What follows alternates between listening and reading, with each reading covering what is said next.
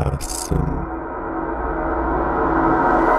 кибернетичен организъм, творение на социалните реалии и фикции.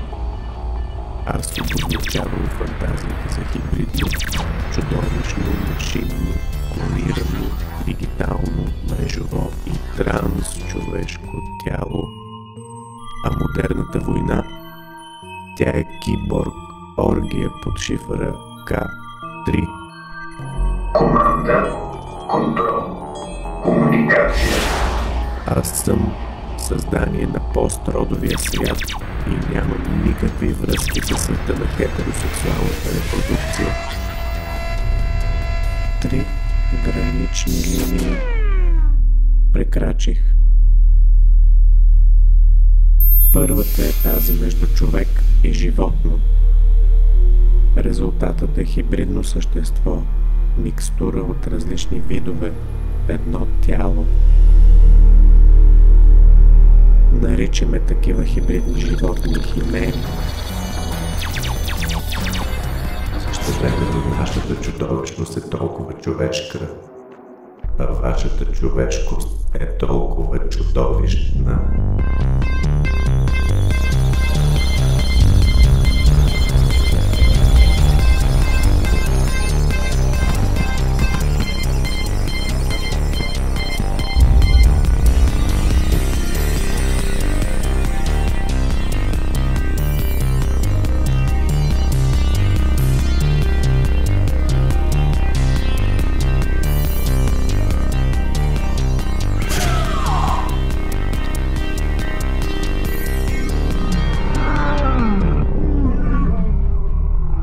Това, което представлява човекът, е една преходна структура с ограничени възможности за приспособяване и осъществяване.